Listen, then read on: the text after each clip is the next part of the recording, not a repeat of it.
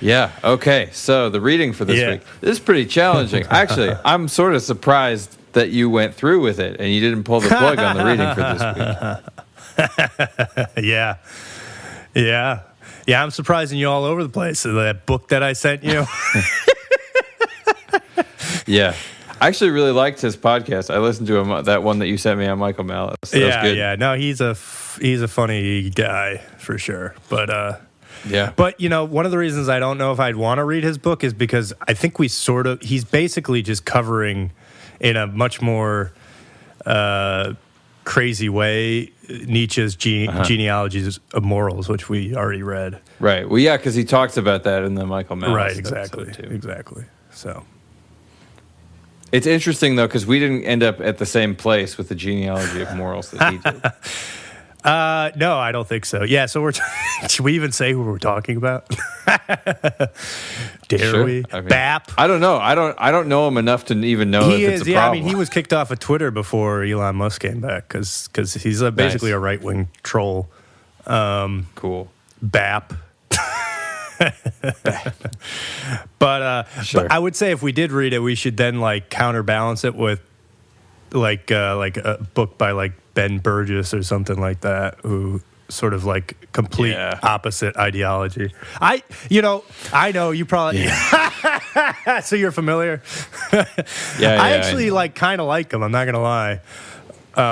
Yeah, I think he does stuff with Thaddeus Russell sometimes. Yeah. I think Thaddeus likes he's obviously also, I could respect his, he just knows a lot. I mean, even if it is, as I guess Curtis Yarvin said in their debate, the Howard Zinn history of the United States. But, Sure. But still, I think he makes good points. And I think he honestly brought up a lot of good counterpoints to what Yarvin sort of says, I don't know if you've seen that debate, but I would recommend it. I haven't. It's pretty good. I mean, it's okay. They do get a little bit. I think it gets a little bit more vicious than I'd like it to have been, but they both just feel, obviously strongly about the stuff they're talking about. It's weird. I have a weird experience with Curtis Yarvin where I like him on podcasts, and every time I've listened to him in a debate or kind of a back and forth, I just get really annoyed with him. It's just, he has, even just the way that he'll talk can be triggering, I feel like, because it's he's it's just such a arm, again, guy's smart, and, this is not an ad hominem or anything, so I'm not trying to... Yeah, but we all have problems, right? Especially you and me. That's the other reason why I potentially don't want to read that is because, we're starting to get into books of people that are alive, and I don't know. We got to are we ready to throw our hats into that intellectual arena, Antushka? Well, you are, yeah, you are. Yeah. All right, so, Hoppe. Yes. Free immigration, forced immigration. Yeah. Yep. And then also, I read the second one too, or the next chapter. Yep. Yeah, I read both. So yeah, what was it? Chapters 6 and 7 or something? 7 and 8. 7 and 8, right? I did 7 and 8. Yeah. No. So yes. So he makes some interesting points. I guess probably to summarize it, what he's calling for is free trade, restricted immigration. Right. And he makes an interesting sort of word point in chapter 8 about, the use of freedom when it comes to immigration is not the same term as the use of freedom when it comes to trade. I thought that was kind of an interesting point. Yeah, I actually think that's the whole crux of the thing. I have that paragraph highlighted. Yes. That's really the basis of the argumentation. Yeah, so it's basically the idea that with free trade, free is that it is unencumbered essentially by a third party like government, and it's just a consenting transaction between the seller and the receiver. There's a contract. And so if you were to apply that same term to immigration, free immigration would be the same type of thing. It would be a contractual understanding. Right. Yes. Is that... Yeah, so it sounds I think that's basically it. So he's calling we can get there too, but Why don't we start with 7, Sure. where he's talking about the incentive structures for different government types with respect to immigration and what they would do and what you as a citizen might want. Yes. Because he talks about, 3 basic structures and what their different situation or their attitudes towards immigration would be, where you'd have, what he's calling democracy or publicly owned government, and then monarchy would be privately owned government, and then there's his sort of like anarcho-capitalist world that he theorizes about. I will say, if you wanted to get me on the anarcho-capitalist, team, as oxymoronic as that sounds, he would have been the person I would say to send. Yeah, he Nice. makes, I think, the most compelling arguments for it. I think. Yeah. Nice, cool, okay. I have to say, I love his notes. They're so fun. I don't know what it is about it, but it's like, we get a little Mises, we get a little Rothbard, we get a little Bastiat. Well, and that's a great point. It. A lot of this, I think, in some ways, I was like, well, he didn't really go into detail with that, but I guess it's because Mises sort of underpins a lot of the theoretical framework for what he's pushing here. But anyway, sorry. Take the reins. Right. So he discusses how in a publicly owned government, your system of immigration that the government is going to want is something that will increase the power of that government. And that's not just the publicly owned government, but any system of governance is going to want to do what benefits it. And so within a monarchistic government, a privately owned government, the incentive structure will be to take in immigration that will further enrich that kingdom. So that would be wealthy or skilled or intellectual or elite immigrants that will increase the value of the kingdom itself. And then in a publicly owned government, it's going to be the exact opposite, because what will increase the power of that government will be immigrants who need that government through welfare systems and things like that. And so the incentive structure will actually be not to take high-value immigrants, but actually low-value immigrants. Yes. And I mean, this is, I would say, a common refrain on the right for what's happening now. And yes, I understand. I mean, this is why I want to read it, because yes, all these conversations are occurring exactly right now. And I mean, this is the... Not quite in those terms. Well, though. but you talk about that, and I would say that is what a lot of people on the right are accusing the Democrats of doing by, having an open border policy that has, I think it's not debated that there's more people coming into the country now than I think ever before. And then now they're also talking about granting them just sort of blanket citizenship. Right. So I think I do see a lot of sort of arguments on the right, I guess you could say, that go after that. And I'm not saying they've all read Hoppe, but it's interesting. Right, right. I think the difference is, I would say that there isn't really, or there aren't very many people on the big stage willing to say in such a direct way that our democratic system prioritizes bringing in low-value immigrants. Other than Trump, perhaps. Yes. Well, that's... I mean, I guess that was the whole shithole country thing. That was essentially that. That's essentially what he launched his campaign on. Remember the golden escalator? No, I don't remember that. That was when he announced his campaign. He descended on an escalator. It was crazy. That's pretty fun. So he starts by discussing the idea of overpopulation and underpopulation within societies, and he there's a little paragraph he gives from Mises on the law of migration and location. I thought that's an interesting sort of jumping point. But Mises says that the law of migration and location makes it possible for us to form an exact concept of relative overpopulation. The world, or an isolated country from which emigration is impossible, is to be regarded as overpopulated in the absolute sense, when the optimum of the population, the point beyond which an increase in the number of people would mean not an increase but a decrease in welfare, is exceeded. So that's interesting, where people are not allowed to leave, the society is by definition overpopulated. A country is relatively overpopulated where, because of a large size of the population, work must go on under less favorable conditions of production than in other countries, so that, and there's this Latin phrase, ceteris paribus, which is what all other things being equal, right? Yeah. He says it all over the place. I believe it means all other things being equal. So the same application of capital and labor yields a smaller output. With complete mobility of persons and goods, relatively overpopulated territories would give up their population surplus to other territories until this disproportion had disappeared. So it's basically, I think it's a common theme throughout Hoppe and really all libertarian writing, that without interference, interference from government systems, there will be natural mechanisms that will lead to sort of equalization of distribution of a whole variety of things. And this is what's interesting is in basic economics, this is how, in microeconomics 101, you learn about supply and demand curves, and that's exactly how that works. It's what is the natural point at which supply meets demand.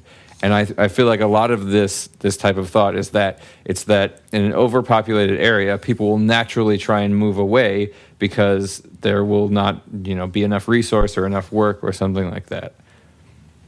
Right. And I think that was another sort of central, I guess, law that he was documenting. I think he, basically this idea that, high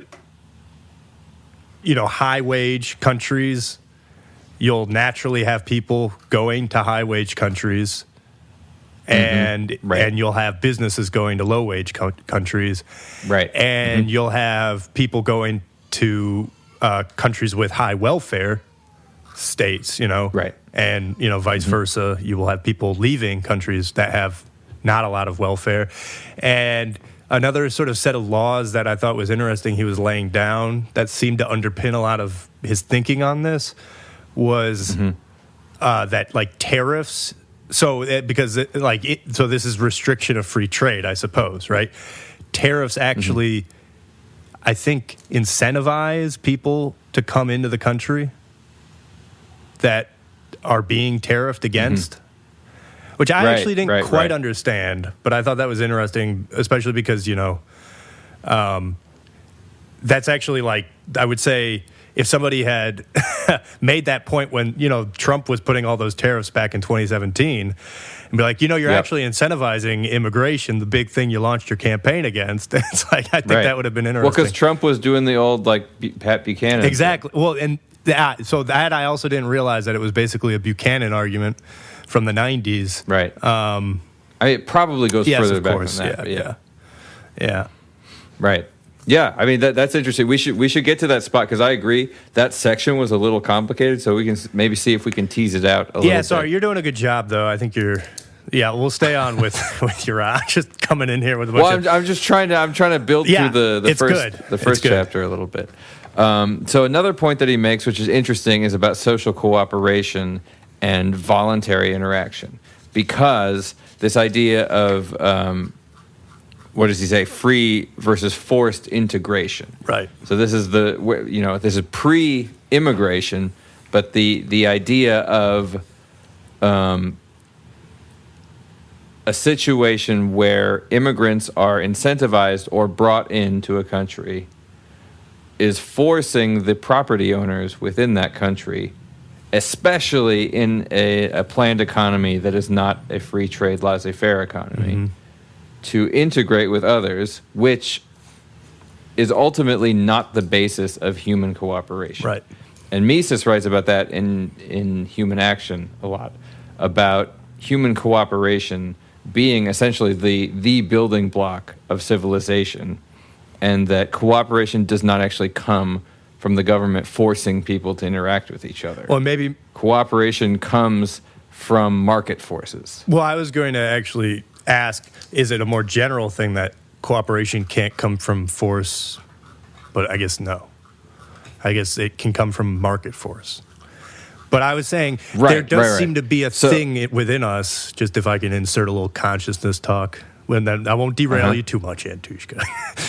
But there is something within us that I think we all appreciate that, you can't, anytime you start to tell somebody to do something, there is a natural inclination within us to sort of push away from it. Right, sure. So, anyway. Yeah. So there's a note he has here that Mises writes, back to Mises again, but social cooperation has nothing to do with personal love or with a general commandment to love one another. People do not cooperate under the division of labor because they love or should love one another. They cooperate because it best serves their own interests. Neither love nor charity nor any other sympathetic sentiments, but rightly understood selfishness is what originally impelled man to adjust himself to the requirements of society, to respect the rights and freedoms of his fellow man, and substitute peaceful collaboration for enmity and conflict. So it's interesting is he's using selfishness. He's doing the whole Ayn Rand thing there, which is it kind of is a dirty word, and it's one of the main critiques that I hear of Ayn Rand from people saying that, like the greed is good, the 80s, ultra-capitalism, blah, blah, blah, that kind of, the disdain for that way of thinking about the world. But what's interesting is, to me, this is what is important, actually, at the root of sort of this side of philosophy, the kind of libertarian philosophy, is that people act by definition in their own self-interest. And it is actually an irrational thing to not act in your own self-interest. Yeah. And so it's this weird thing. And this is where, when I post on Reddit sometimes, specifically kind of Marxist people will say that humans are by definition irrational. It's a very strange thing, because to me, getting the wrong answer is not the same as being irrational. Yeah, I mean, and it goes back to this whole question about rationality, which I guess is logic, and it depends on whether, if, you can use logic, I guess, and come to completely different conclusions if your basis isn't the same. Right, exactly. Given whatever your goals and your understanding of a situation, you might come to a different conclusion. Mm-hmm. And maybe your understanding of the situation is imperfect, which is why you're coming to a different conclusion. But that doesn't mean that your reasoning is not sound within that. I wonder if part of that, it's always hard to tease out arguments of, like, I feel like the irrationality argument's actually thrown more at Marxists than I hear it thrown at Marxists more, and I'm just wondering if that's not one of those things like, oh, you think we're irrational? Well, you're irrational too.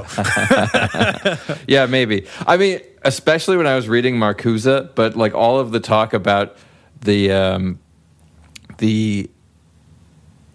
correct use of reason will lead to this, like my reason's better than your reason. It just made me think of that old South Park series with the atheist otters. Oh, yeah, that's a great one. Where they're arguing about the most rational name for an atheist organization. Yeah, that's a good one. Yeah. I think that's all very good. Right. So basically, then Hoppe goes on from there to say, in the anarcho-capitalist society, there need not be any governmental enforcement or restriction on immigration, because that would be handled through private ownership of property. In the same way that you may allow somebody onto your property or not as you wish. And that would be true of any property, including businesses and things like that. And so this is he doesn't I don't remember, I don't think he says it specifically, although he makes a little point about the civil rights movement. Michael Malice talks about this a lot, about how a lot of libertarians are afraid to say this publicly, but a real libertarian position is that the Civil Rights Act is bad. It is in opposition to freedom of association. Well, yeah, it's forced integration. Exactly. And that's a very scary thing to say in a public forum because it's so popular and people get really upset. It's interesting, though, and I don't know if what it's like. I feel like I've been seeing more and more black people proposing segregation. Right. It's like, what the hell's going on? Well, I mean, so Thaddeus Russell writes about that too, about actually the height of, black culture thriving and black economies was pre the Civil Rights and people Act. bring up, the Wall Street in Black Wall Street in Tennessee. And yeah, I mean, I don't know. I don't know enough about, unfortunately, the standard of living. I mean, Thomas Sowell writes about this kind of stuff, and he gives firsthand accounts, at least that his life was much better in the 40s and 50s, and his neighborhood was much safer. But I haven't really delved into this. Mostly, because it's such a touchy subject, and it's like, do you really need another white dude putting his opinion in on this? It's like, but that's a cop out. I realize, but Right. But yes, I could see that being something that libertarians are touchy about. Yeah.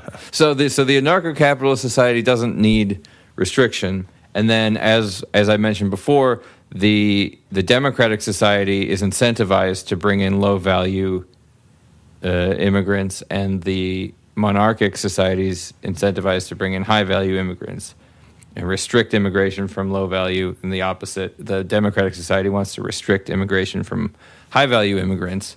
And so then Hoppe's prescription is, since we are not living in the anarcho-capitalist paradise, what we want is a system where our government is treated like private property, because then the incentive will be to treat that kingdom well, so that kingdom can thrive. Or, as he sort of goes into in Chapter 8, you just increase the amount of private property within this. Right, yeah, of course. Yeah. But I feel like that's really that's the challenge, and that's like where this monarchistic idea is that we actually would all be better off. We want our government to be treated as a private entity. Yeah, well, I think it does get to this idea that I do subscribe to, that decentralized anything is always going to be sort of the most powerful and most robust system. And what's more decentralized than a completely private society, Yep. And because then in Chapter 8, he's making the point of like how you wouldn't need a border patrol if the border was privately owned.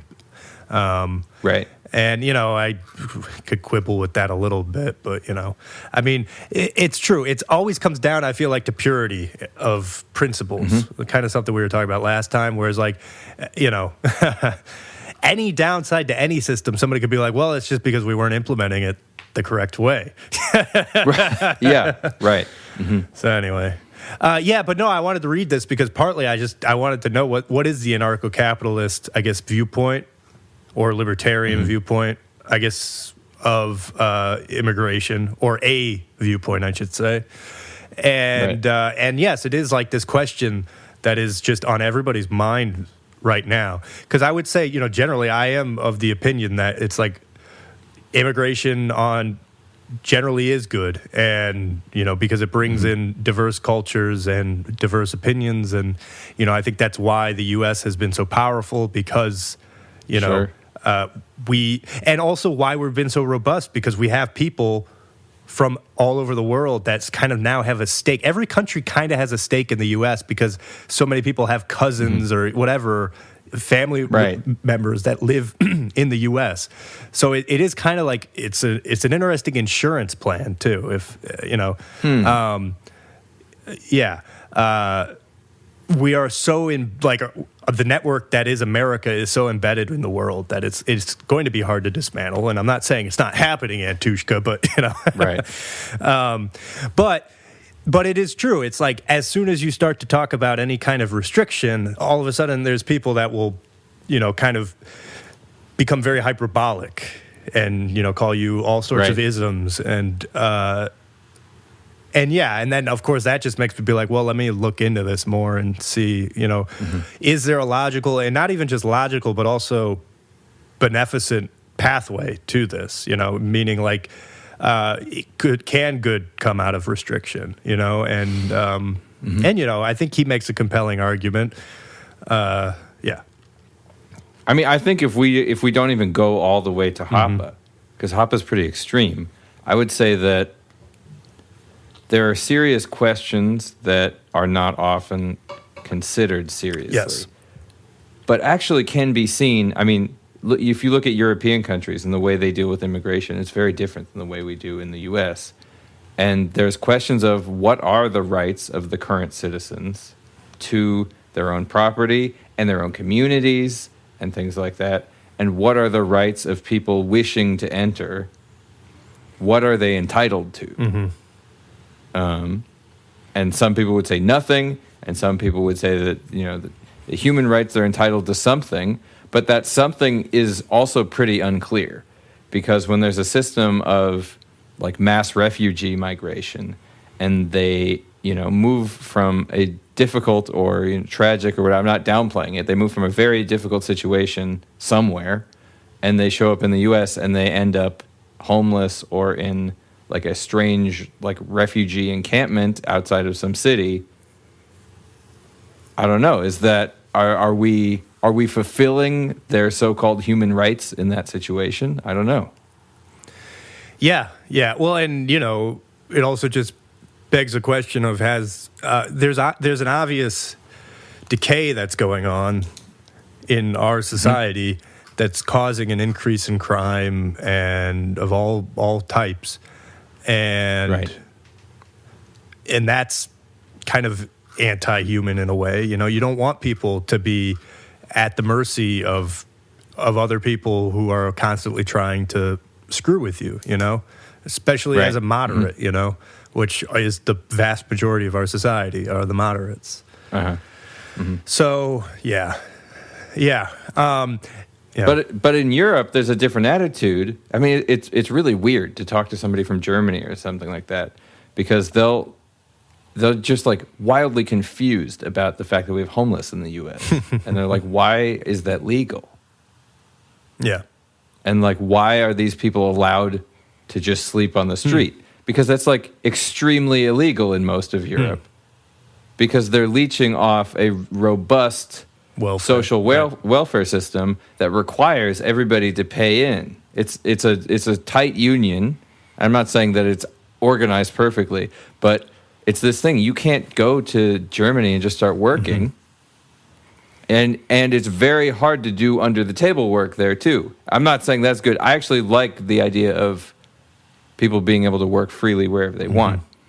But within the confines of a social welfare system, it doesn't function to have free immigration at all. Yeah. Well, and I don't know if you want to get to that, but there's a very he articulates that point very clearly. He brings that out. He says even that's like a small-minded, fallacious argument. No. He does. Because that's the second argument he brings up. He's like, it's a little bit better than the first one, but it's not a good argument. The welfare argument. Yes, he does. Yes. Yeah. No. But I was. You're right. But I was kind of getting at a different point about societal suicide that he talks about in chapter 8. But yeah, I don't know. I don't know. Do you want to keep going? No, I was just saying that you don't even have to go as far as Hoppe to ask real questions about immigration, about what are the rights of the people living there and what are the rights of the people not living there, and then what obligation does the government have to the people living there and the people not living there. Right. Well, and yes. So then if I can launch us into the chapter 8,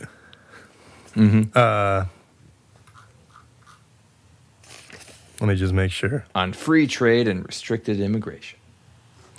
Well, first thing he kind of is that he sort of eviscerates a protectionist. I guess you could say the protectionist fallacy.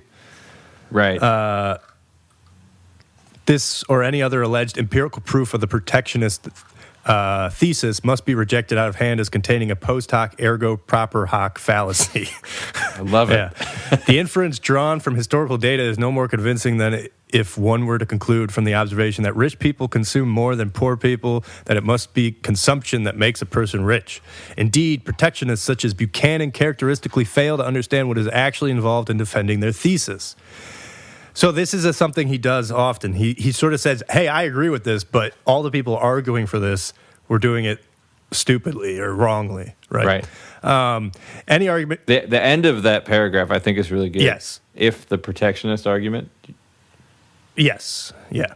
Do you want to read that? Well, I was. Hang on. Give me. Oh, you were going somewhere else. Give me a second. Okay, yes. Well, I Sorry, can just read the whole thing because I really wanted to read the middle of it. Okay, but I'll cool. just read that full part then. Any argument in favor of international protectionism rather than free trade is simultaneously an argument in favor of interregional and interlocal protectionism. This is an interesting point. Just as different wage rates exist between the United States and Mexico, Haiti, or China, for instance, such differences also exist between New York and Alabama or between Manhattan, the Bronx, and Harlem. Thus, if it were true that international protectionism could make an entire nation prosperous and strong, it would also be true that interregional and interlocal protectionism could make local regions and localities prosperous and strong. In fact, one may even go one step further. If protectionist arguments were right, it would amount to an indictment of all trade and a defense of the thesis that everyone could be the most prosperous and strongest if he never traded with anyone else and remained in self-sufficient isolation. So you wanted me to hit the end of that. In thus deducing the ultimate implication of protectionist argument, its complete absurdity is revealed. For such a full employment society would not be prosperous and strong. It would be composed of people who, despite working from dawn to dusk, would be condemned to poverty and destitution or death from starvation. So what's interesting to me is this is very similar to Milton Friedman's argument about monopolies. In what way? And who else did we read about monopolies? We read something about monopolies. I don't remember. Was it Rothbard? Or maybe it was David Friedman? I don't remember. I mean, we'd read Rothbard, but he was talking about the Fed. That was the case against the Fed. There was something where he was addressing monopolies. Maybe it was in the Fed. I don't remember. Anyway, it feels to me like it's addressing the idea of the monopolistic instinct, which is, I would say, at least related, if not approximately the same as this protectionist instinct. Is, trying to build up your own economic well-being by pushing out the ability of others to compete with you. Will ultimately lead to your own destruction because, despite working from dusk till dawn, you'll be condemned to poverty. What Friedman says is that a monopoly is no longer able to function properly because it can't figure out cost because there is no market for it to base any of its decisions on, and so it will crumble under its own weight. Right. So when is the Catholic Church going to crumble then? I don't know. Yeah, anyway, so I don't even know that this is right. There's one statement he says in here where it dings a red flag for me. Well, yeah, I mean, the when he says that if this is true on the national scale, it must be true on the smaller scales. To me, that's not a must. Some things can be true on some scale and not other scales. Yes, scale's an important point, especially when we're... But I think broadly, I agree with him for the most part. Yeah. No, and I guess we should get to what his argument for protectionism is, which I think we've kind of already outlined. His argument is that, as he goes on in the later part...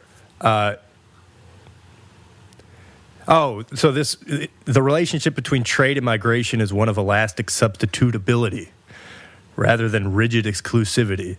The more or less you have of one, the less or more you have of the other. That makes sense. Yeah. Because if you're not trading, people are going to have to come to you. Mm-hmm. And if people are coming to you, you don't have to trade long distances. Right. So I think ultimately his reason for protectionism is, as he goes in,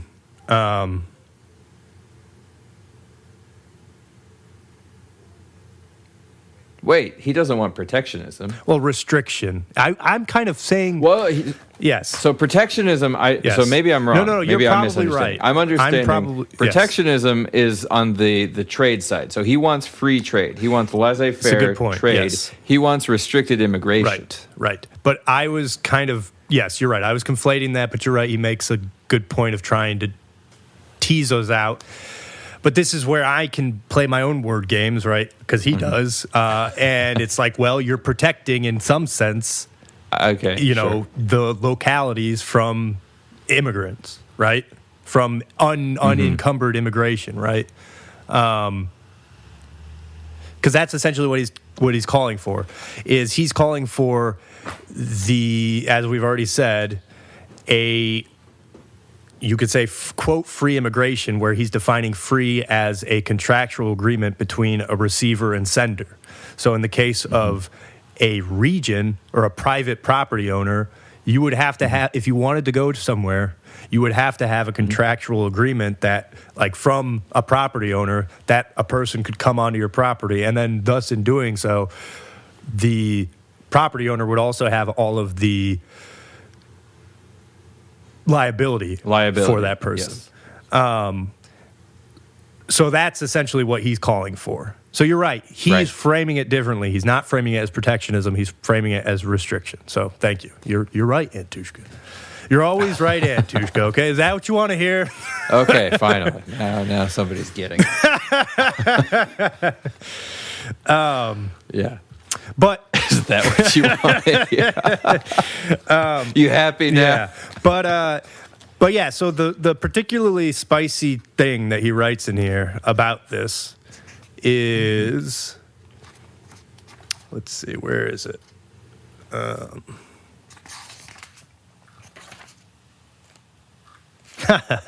Okay. According to proponents of unconditional free immigration, the United States qua high-wage area would invariably benefit from free immigration. Hence, it would enact a policy of open borders regardless of present conditions, i.e., even if the United States were entangled in protectionism and domestic welfare. Surely such a proposal must strike a reasonable person as fantastic. Right. Assume that the United States, or better still, Switzerland, declared that there are no longer any border controls. That anyone who could pay the fare might enter the country, and as a resident would then be entitled to every, quote, normal domestic welfare provision. Would then be, is there any doubt about the disastrous outcome of such an experiment in the present world? The United States. I mean, yes, I suppose. The United States and even faster Switzerland, already weakened by protectionism and welfare, would be overrun by millions of third world immigrants. Welfare costs would quickly skyrocket, and the strangled economy would disintegrate and collapse as the substance fund, the stock of capital accumulated and inherited from the past fathers and forefathers, was plundered. Civilization would vanish from the United States and Switzerland, just as it once did from Greece and Rome. Is this not happening right now? Yes, exactly. Yeah, I mean, and that's the thing is, I mean, you can come at this. That's literally happening this second. Yes, you can come at this from however you want, and you can come at it from a nice card-holding Democrat like I am, you know, and it's like you still. Oh, you have the card. Yeah, but you know, it's like, you know, it's, and you know, and you can look at Chicago, which is, and New York, which are talking about how. You know, the fact that so many people are now there from other countries, it's bankrupting them. Like, they don't have enough money to house people based off of this welfare or social welfare proposal that they had enacted. And it is no doubt the reason why people are going there. And I would go there too, by the way, if I were an immigrant, you know? Right. So the immigrants are acting in their own self-interest. They are acting rationally. And the city of Chicago is acting wildly irrationally. And because it isn't actually a kind thing to do to promise somebody something and then force them to live in squalor. Right, and now that is not a nice thing. And to now do. people are surprised that there's so many more like Black and Hispanic voters for Trump. And it's, I don't understand the surprise because, I mean, you have lots of examples of videos of sort of majority Black neighborhood city council talking about how it's like they're essentially feel like that jobs are being taken from members of their community. Right. And welfare benefits aren't being given to them. And, so it's just, I think it's worth, especially you and I being bourgeois, again, we've established, because like I'm not really affected by this. I'll be honest. I haven't really been affected by this. I don't know if you have. And I ride the bus. I mean, we have in terms of our economy. Yes, I've been affected in the fact that if this is corresponding, like our money is worth half of what it was worth 20 years ago. Yes, well, and even just. Yes, I do feel that, and gas is more expensive. Everything's more expensive. And when are we going to be able to own property? Yes, never. Yes. Yeah, that's a good point. So I am being affected. Damn it! Damn, thanks for reminding me, Antushka. No, I mean, I think what you're bringing up is a fair point. I think like as silly as some privilege conversations are, right? Yes, it's true. We are not engaging with the direct ramifications of mass immigration in the way that some people are. Yes, for sure. Yes, and so it's just very interesting. I mean, to me, it feels like part of I don't know. Well, anyway, it doesn't matter what it means to me. What? Oh, plausible deniability. Such a tease. Antushka. I wasn't saying anything. Yeah. Just be like, I do not recall. And they're like, we have a video of you saying it. Just be like, I don't recall. You have no, there's no evidence that was me. Oh, yeah, they play the audio. You're like, doesn't sound like me at all. Yeah. I didn't even remember what I was going to say, so that's good. Oh, come on.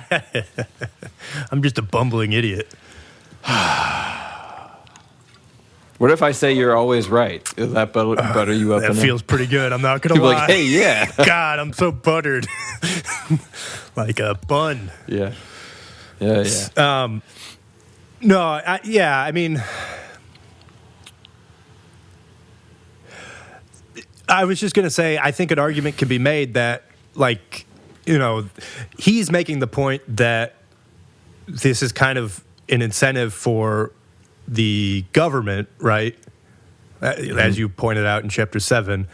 But I think an equal sort of argument could also be made that it's incentivized by large corporations who are going to benefit from the influx of cheap labor into the U.S., especially because you had all of these articles 3 years ago talking about how nobody's working, 4 years ago, even before the pandemic, right? It's just us millennials, we don't want to do these jobs, right? We don't want to pick strawberries and whatnot. So. Right. And then rather than allow market forces to enact on that, because, even that's complicated because people want strawberries. There's a market for strawberries. And so there's strawberry farmers. And then those farmers have to start paying workers more. And so the price of strawberries go up. And eventually that system will settle somehow. Right. The millennials don't want to work. And eventually they'll have to if there's no more money. Right. or like infinite welfare forever for everybody. Right. Yeah. So I don't know. It's just interesting that he's making this point.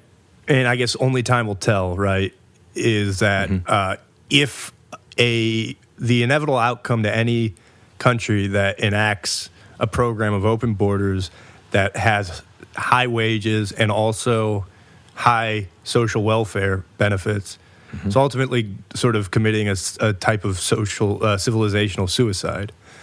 That's, I think, his fundamental point. And, I think we could probably bicker here all we want, but really what we just have to do is wait and see, I suppose. Or maybe we don't. Yeah, they're not asking our opinion. No, they aren't. Yeah, that's, But I'm always right, so they should probably ask me. They should ask Antushka. Yeah. Yeah.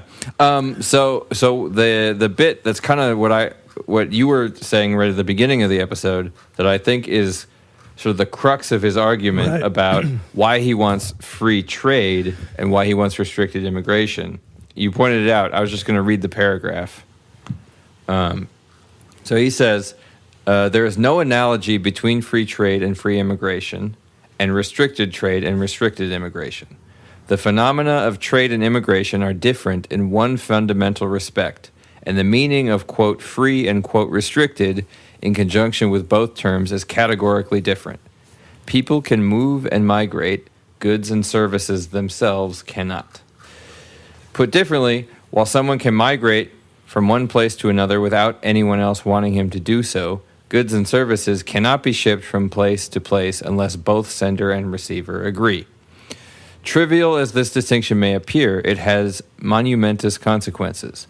For free in conjunction with trade means trade by invitation of private households and firms only, and restricted trade does not mean protection of households and firms from uninvited goods or services, but invasion and abrogation of the right to private households and firms to extend or deny invitations to their own property.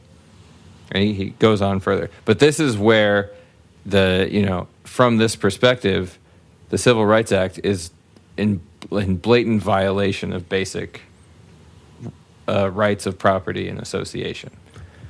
And whether or not anybody agrees with, saying like no Irish need apply or, no blacks allowed or something, from this perspective, if you own a business, you are within your rights to decide who can and cannot engage with that business. Yeah, so this was, there was an interesting guy, his very spicy interview with Tucker Carlson a few days ago, I feel like. I think his name was like Keith Ellison. Hang on. I know that name. Why do I know that? Well, name? he did a very spicy interview. I actually didn't see his first interview with him, which was on George Floyd. So, yeah. Ruh-roh. I know. But the reason I'm bringing him up is because Vince Everett Ellison. Okay. So I don't know. Anybody can just go listen to the interview, and decide what they think. But he's sort of, I would say, saying a lot of these arguments. And he's a black dude. And he basically was saying how, it's like if he was in a town, he grew up in Memphis, he's probably 60s, maybe 70. So he grew up, he was young, but he was around desegregation, pre-Civil Rights Act. And, I always do question anecdotal evidence, right? He keeps saying like, I didn't feel any racism. I didn't feel like this and that. And then, but I think the one thing that he was talking about that sort of sounded similar to what you were saying is he was saying how like, if there was a place that didn't want me, I didn't want to go to that place. I would go to a different place. Right. And I think it does raise an interesting question because I feel this way about things. But again, I haven't ever experienced a systemic sort of oppression on that level, whereas like most of the places. But that's not systemic. That's the other dirty trick. Systemic is. Yeah. Yes. Systemic is not a person being racist. How about societal? Person. Like there was a cultural sort of feeling. You're right. Systemic would be that it was imposed by a system, but then we could define what the system is. And if you, but it usually refers to governmental or maybe large corporate. Yes. Systems. But I guess what I'm saying is that there were a lot of places that felt this way back then, right? Whereas like you wouldn't want to serve blacks or you wouldn't want to serve them in a certain place, right? And I guess that segregation was systemized, right? But yeah, like if there was a place that didn't want me, like Scandinavians or whatever, right? Which I don't blame them, by the way. I would, I'd be like, well, screw them. I'm going elsewhere. And I'll build up another business and then outcompete these other ones. Right. It's just tough, because I mean, Zora Neale Hurston writes about this too. Oh yeah, what does she say? Well, she says that the worst racism she ever experienced was in the North. Yeah, in the desegregated North, and that the segregated South, it's similar to all these other ideas. What Black people were able to do was they were able to actually build their own thriving communities. Yeah, because it's more than just segregation is allowed, because that's really neither here nor there, and I think that's kind of the power of this argument is it doesn't matter if people are racist to one another. That is nothing, like there's no way a government is going to be able to fix this problem or make it better. And that is a social problem that is up to people to figure out amongst themselves or not. And it also sounded like he was kind of saying if you just stop trying to force people upon people, they'll actually associate on their own. Right. Well, that's the thing, is like slavery is already enforcing people upon people. It goes all the way back. Right. But what Zora Neale Hurston points out is that these societies in the South, she's specifically talking about Florida, where she grew up, but sort of Black societies where they're not focused on being treated well or being treated better or anything by a white government. They're focused on creating a town that's thriving. Right. And that's the focus. And where the focus becomes needing affirmation from somebody or some other group, it's never going to work. Yeah. Yeah. Yeah. And I think the biggest thing that I have to sort of look at with all this is that something has happened in our society. Some sort of degradation, right, has been going on. But it's tough to tease out because at the same time, like we've said, you have this tremendous increase overall of the standard of living. But although there's a lot of metrics that say over the last 10 years it's been going down. Yes. Yeah, and if you want to just take the metric of murder rate, crime, life expectancy, right? Just numbers that are hard to change. Although I guess you could say that crime generally is sort of an interpretable thing because it's just how are you interpreting what a crime is. Right. Mm-hmm. But murder is kind of hard to misinterpret.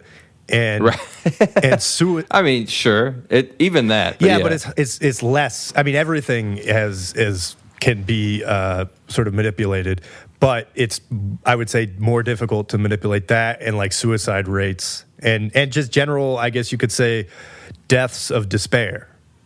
All that does seem to be going up, and right. And yeah, I don't know. But it's I'm not trying to romanticize the 50s and 60s or even before that, though. You know what I mean? Because it's I don't think that time was great either. What about the 1460s, man? The 1460s seemed kind of crazy, too. But yeah, I mean, what's interesting, though, I will say, is that I think all these questions are worth asking and investigating. It's what was life like at, in the 1460s? And even if you had to go and, take a dump outside, at least you were free, damn it. Maybe not. Yeah. You were a feudal peasant, I don't know. though, right? Yeah. Yeah. I don't know either. We got on some... You're right. It's why did I want to read this chapter? I think it's because I'm trying to clarify all these opinions. Right. I mean, because we, and maybe it is me, have taken this reading this week and extrapolated it to current political issues. Because I think it can be read sort of theoretically on its own to a degree. Well, yeah, but it's hard not to think about that stuff, which is, yeah. Did you have anything else from it you wanted to grab? I don't think so. I mean, that's the thing is it was complicated, but it was also kind of simple. He was kind of making the same point over and over again in some sense about the restricted immigration and free trade. There was a little bit that I thought was sort of an interesting. It's kind of an aside. It's not a direct. It's not a main piece of the point. But when he was talking about, homelessness, use of parks, and things like that, what is the when you have a public space? What does that mean? Who owns that space, and who has a right to exist in and use that space? And he goes to Walter Block, who's we mentioned him, I think last week or the week or whatever, in a recent episode, because Mises was kind of responsible for kicking Walter Block out of the, or not Mises, Hoppe, for kicking Walter Block out of the Mises Institute. But he quotes Walter Block here, and he's talking about Walter Block's take on this. So he says, a truly remarkable position is staked out by Walter Block in a libertarian case for free immigration. Block does not deny the above predicted consequences of an open border policy. To the contrary, he writes, suppose unlimited immigration is made the order of the day while minimum wages, unions, welfare, and the law code soft on criminals are still in place in the host country.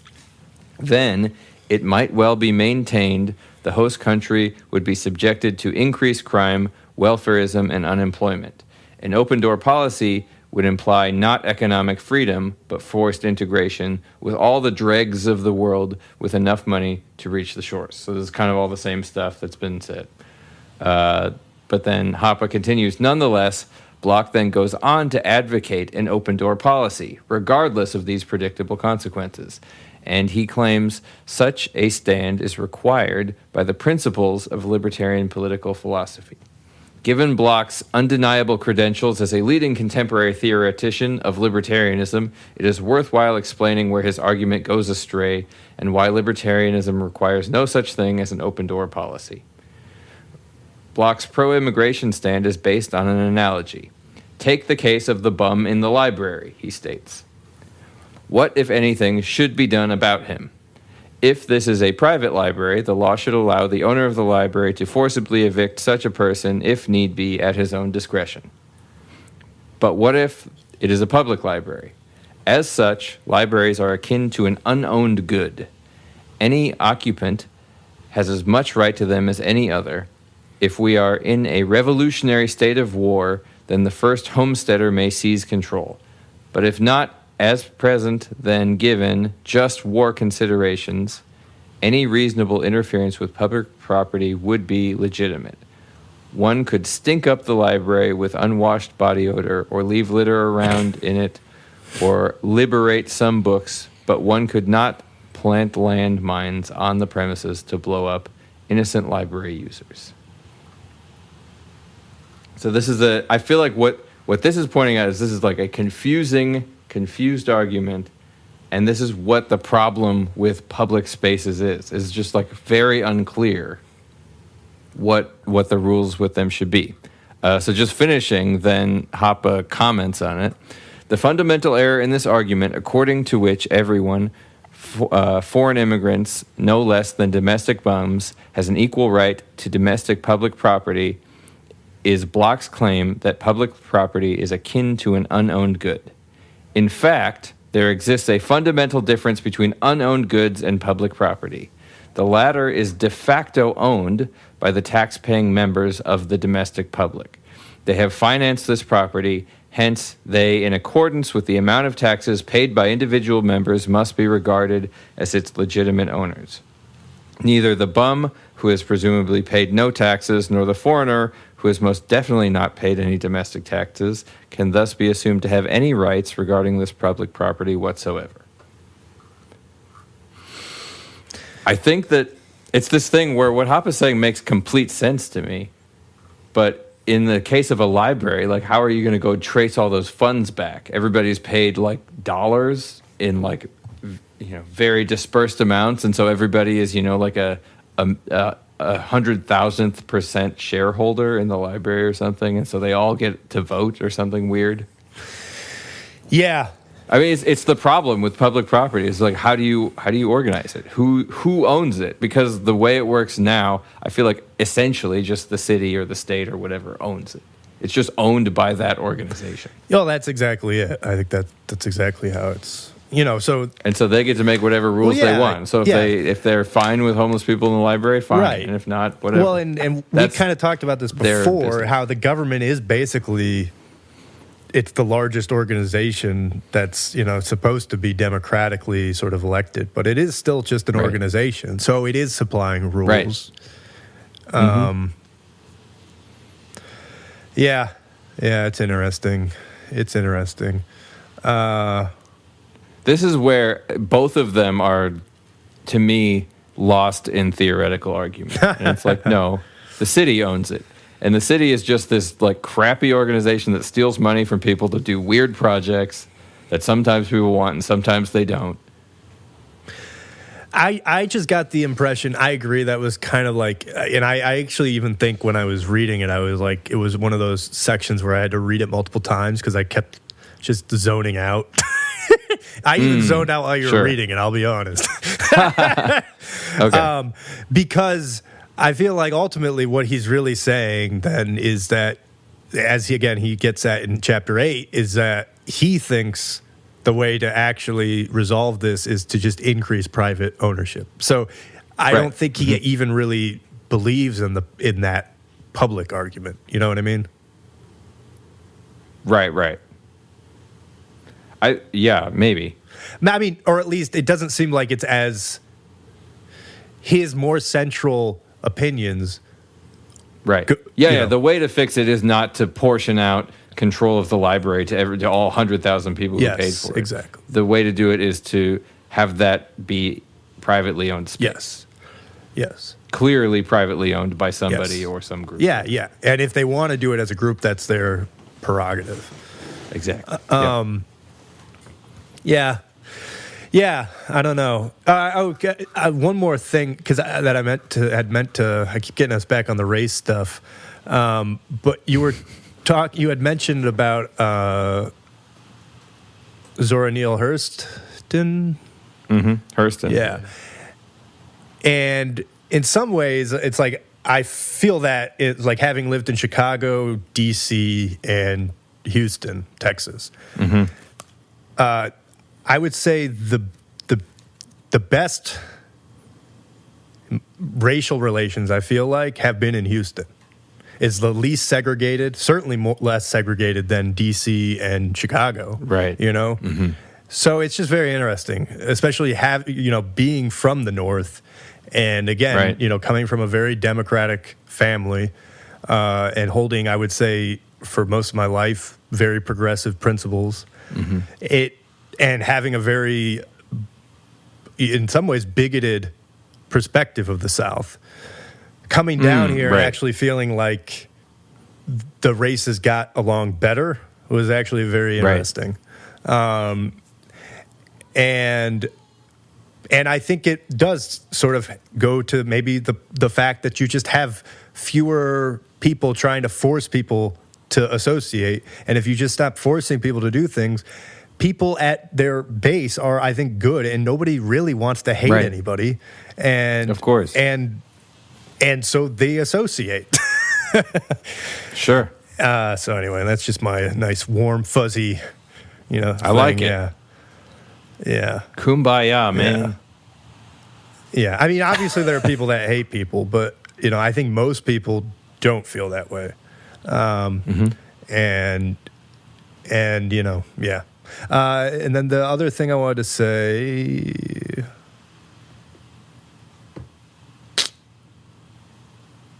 I don't know.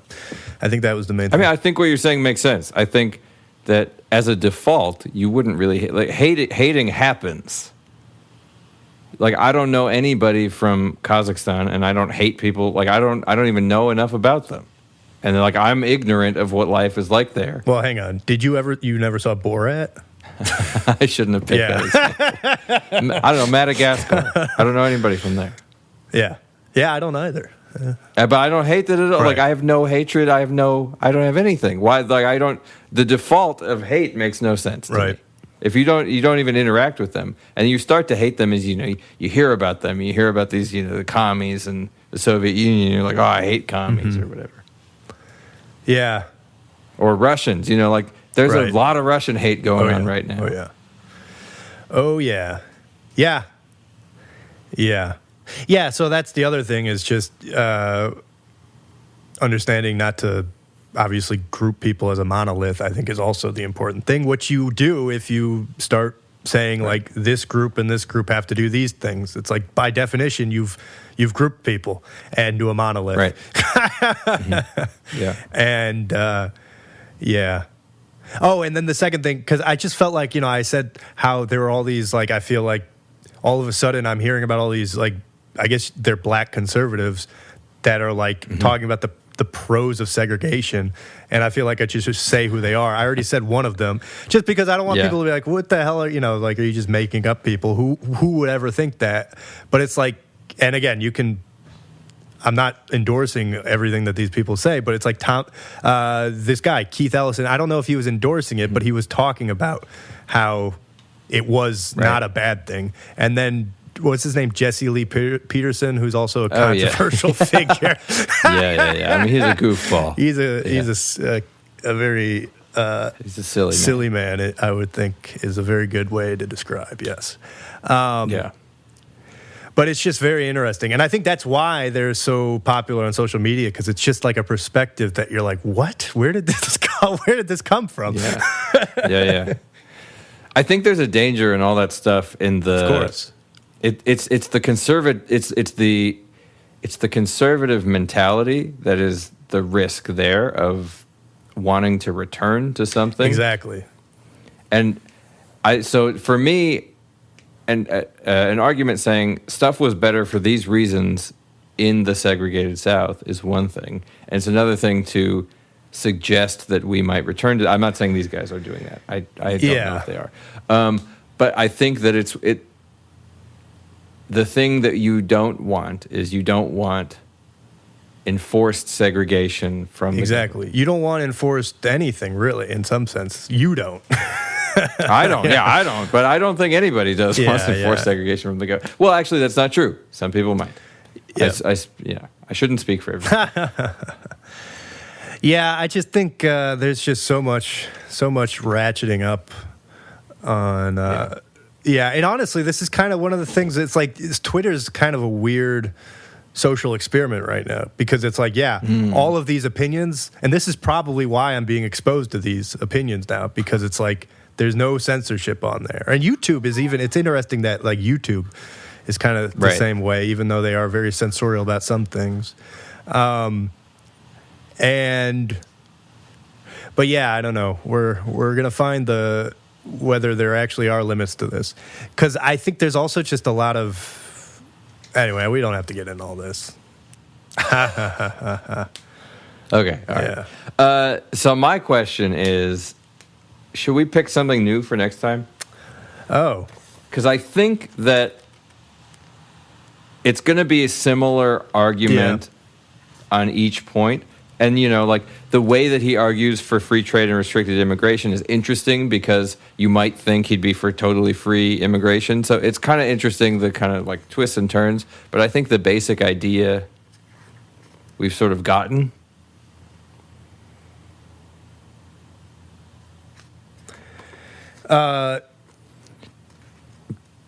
There's a couple topics I think could be interesting. The chapter 10, conservatism and libertarianism, I think is an interesting idea. Centralization and secession is always a fascinating idea to me, what it means and how it can go all the way down to individual secession. Yeah, I mean, I think I had suggested if we do keep on this, probably doing like chapter 13 is on the possibility of limited government and the prospect of revolution. Mm-hmm. But I'm also, I mean, I'm fine with moving on too, if you'd like to, if you have something in mind, especially. I mean, not necessarily. Okay, let's do one more. What if we do, 13 and then, 10 is long. Yeah, actually, I started to read 10. And you're right. Oh, is it interesting? Well, I mean, he's got an interesting. I mean, even just in the first page, he's got an interesting definition of conservatism that I thought. Yeah. And you do love definitions. Conservative refers to somebody who believes in the existence of a natural order, a natural state of affairs which corresponds to the nature of things, of nature and men. Interesting. Yeah. Right. Well, actually, I listened to a talk of his that I was going to send to you. I forgot to, because he was talking about the right and left and conservatives and progressives. And yeah, he was defining it. 'Cause it's interesting given the like Twitter poll that I did. Right. But he was saying that the basis for right versus left thinking is that, I mean, it's similar to some of the answers I got, is the idea of the right accepts inequality and difference as natural, and the left rejects the idea of inequality and difference. Right. Right. And so then by extension, the right prefers things like hierarchy, the left prefers things like egalitarian systems. Yeah. And that's sort of the basis of that binary. Yeah. Wait, you said Twitter poll, or did you mean to say Reddit? Oh, I meant Reddit. Yeah, because I was also even thinking whether, like, doing just an episode reading. I was actually going back over your Reddit profile because I was wondering if you posted and you didn't. It's okay. But I'm actually kind of surprised because I feel like you would actually maybe get some positive. It was really just like I couldn't find the. I was like cause part of it is I try and think of a bomb. Yeah. And I sit on it for a couple days, and it's like I didn't have enough focus to like really. Oh, that's funny. The process behind the Reddit thread. That takes a while. No, that's why I wasn't going to push it, because it's like I'm also thinking like maybe I should try to do it again. So go for it. I'll try probably, but I'm not make a different Reddit. Yeah.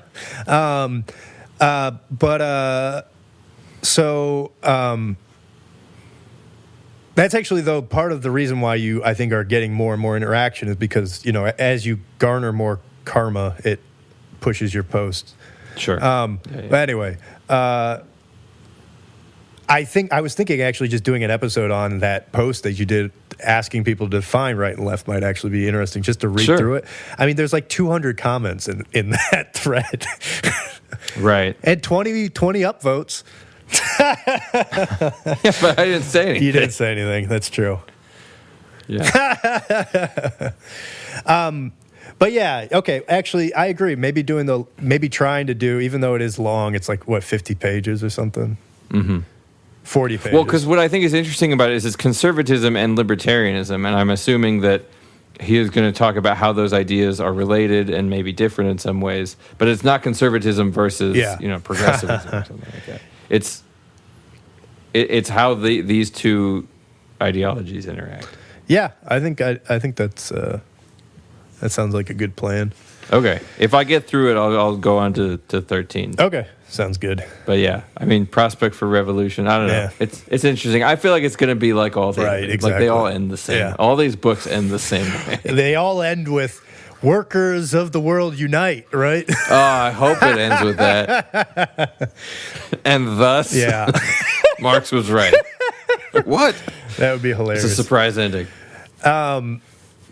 Okay, and then I don't know what do you want to do after this?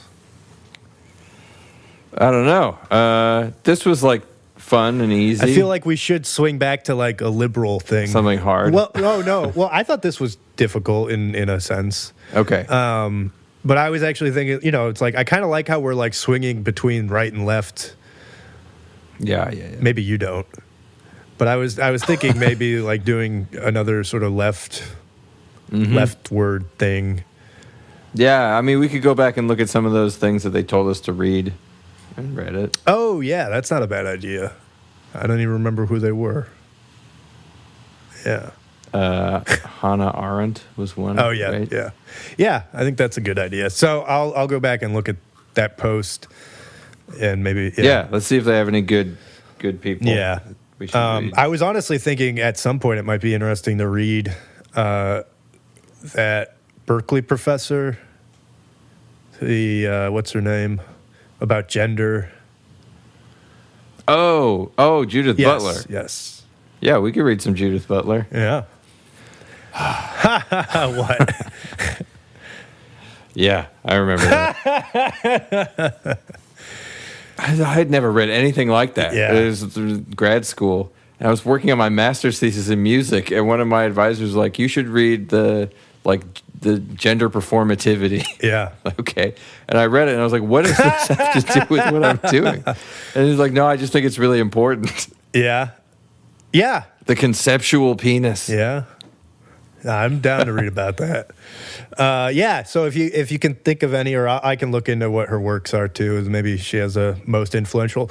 I think the gender performativity stuff is like what she's famous for. Well, and she had she had a big sort of book that made a splash in the 90s, right? Because she was she's of the Marcuse school, I'm pretty sure, right?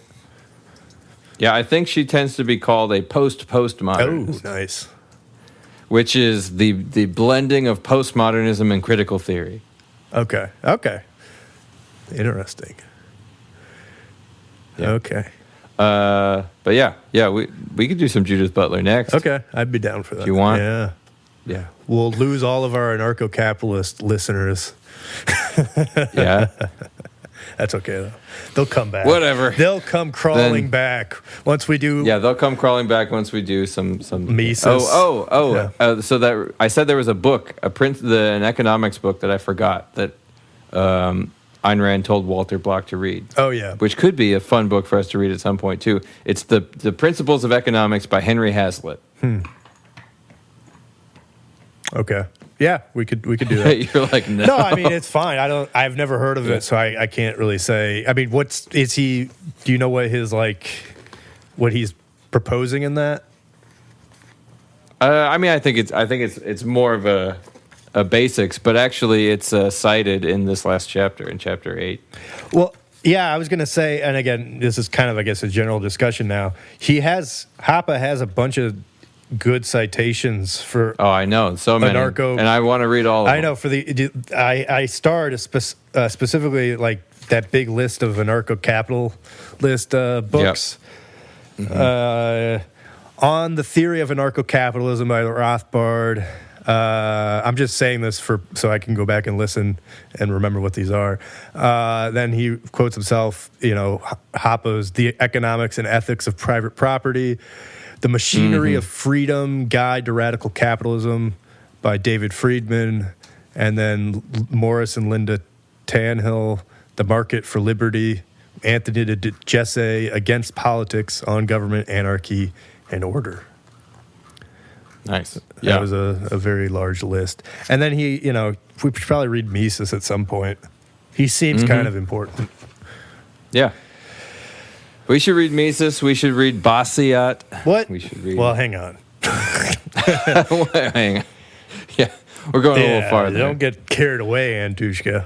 I feel like so kind of the mood that I'm in lately is some of these spicy people you've been talking about kind of going down this.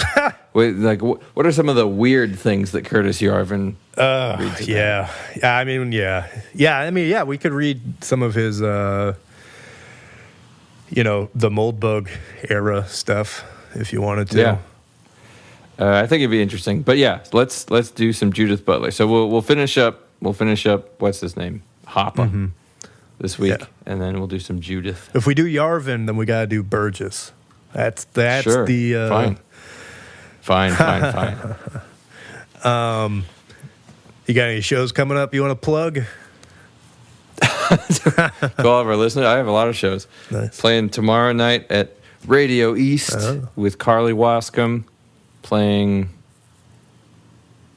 And then next Thursday and Saturday, I'm playing at Juliet Italian Kitchen. Oh, have you played there before? Yeah, in Georgetown. And the next Friday, I'm playing at Mama Dearest in Austin. And then on July 3rd, the big one, July 3rd, I'm playing in Madison at the Baroque. Oh, nice. Yeah. July 3rd, that'll be fun. So all of our Madison listeners, come on out to that show. I want it to be sold out, and that is up to all of you. Yeah. Whoever you are. Yeah. Our many listeners. Oh, that's cool. Yeah, exactly. Oh, also, when is Brother X coming back on? Oh, yeah, we should get him on because he's been actually messaging me a lot about stuff. So yeah, yeah. I don't know. We could have him Cool. on again soon. Maybe after if we do Judith Butler. Maybe after the Judith Butler stuff, so like a month or something. Nice. Yeah. Cool. Okay. Cool. Sounds good. Sounds good. All right. Good. See ya.